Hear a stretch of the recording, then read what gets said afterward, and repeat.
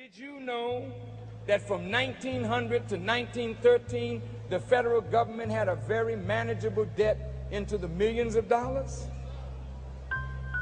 But in 1913, something happened. Four things were set up in the year 1913. First, the Federal Reserve Bank.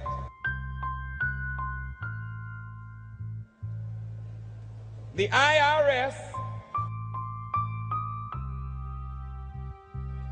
the FBI, and the Anti-Defamation League of B'nai B'rith. All were set up in the same year. Is that a coincidence? Or is there a tie-in? I don't have time to go into all the details. But by the help of Allah, I'll do that in further writings if it is the will of Allah. But it's enough to say that two German Jews, Paul and Felix Warburg,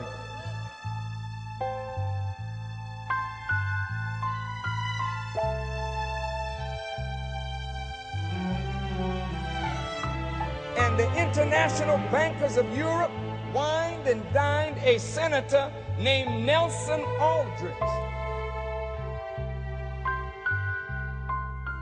who was the maternal grandfather of Nelson Aldrich Rockefeller.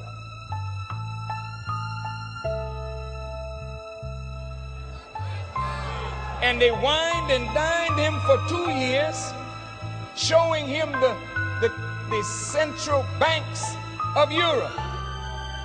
Senator Aldrich came back to America and was given the job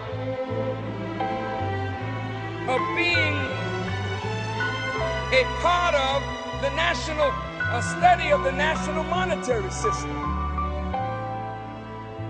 Nelson Aldrich with Paul Warburg had a secret meeting in Jekyll Island, Georgia, off the coast of Georgia.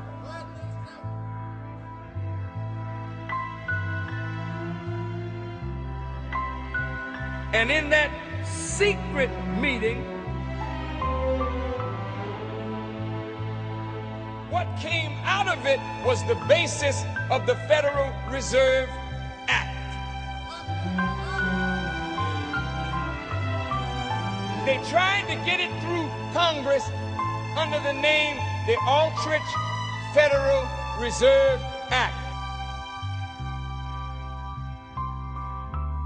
But since Aldrich was so tied to the international banking system, the members of Congress under the leadership of President Taft, they voted it out. So they went back to the drawing board and they redid it. And they pushed it through on December the 22nd, 1913, just as Congress was about to break for the Christmas recess. Wanting to get home quick, they pushed it through. And the Federal Reserve Act became law. But in 1912, there was a great presidential election where William Taft was challenged in his own party by Teddy Roosevelt.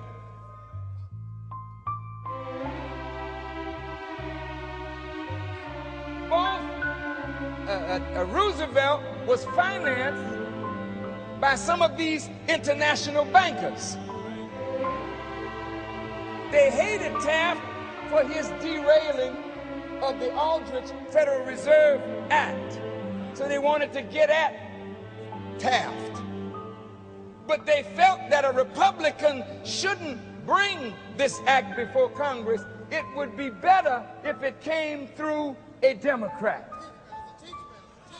So they same bankers put money behind Woodrow Wilson. And Woodrow Wilson sold the American presidency to the international bankers. He was elected in 1912 And in 1913, the Federal Reserve Act became law.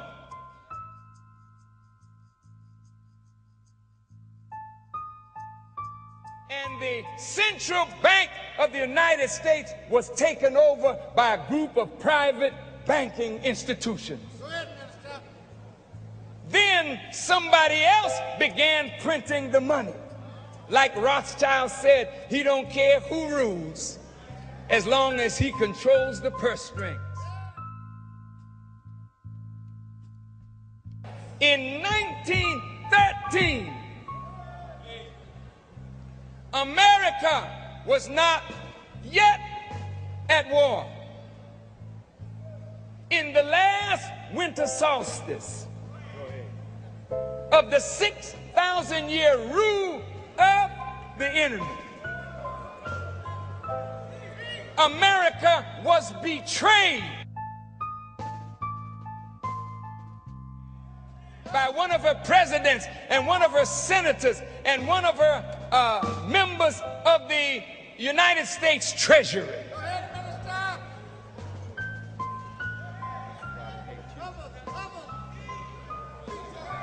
Do you know why I'm teaching this subject on Jesus Saves?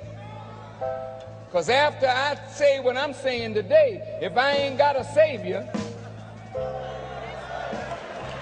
I'm sure gonna need one after I say what I say today.